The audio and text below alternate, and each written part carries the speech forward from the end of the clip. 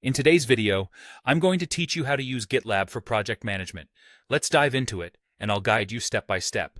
To get started, open up your preferred web browser and type GitLab into the search bar.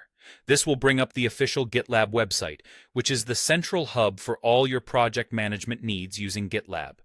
Once you're there, look for the login page, and if you're not already logged in, go ahead and do so using your credentials.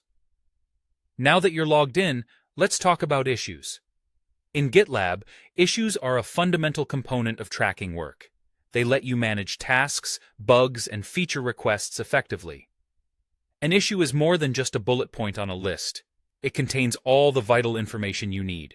This includes detailed descriptions, assignees responsible for the work, due dates to keep everyone on schedule, and labels to maintain organization. One of the powerful features of issues is that you can break them down into smaller, more manageable tasks by using checklists. This helps in tracking progress more granularly and ensures nothing falls through the cracks. Labels are another powerful tool in GitLab. They act as tags that let you categorize and organize your work.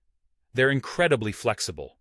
You can use labels to set priorities, such as priority high, or to show the status of a task, like status in progress.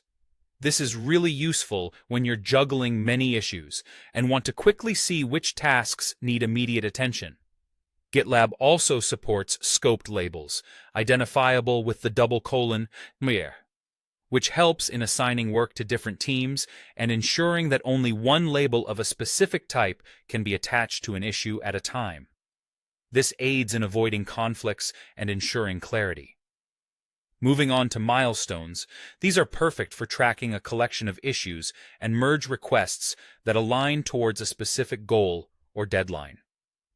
Think of milestones as a broader target or objective, prompting everyone on the team to strive towards that common endpoint. They help in ensuring that issues and tasks align with the long-term goals of your project.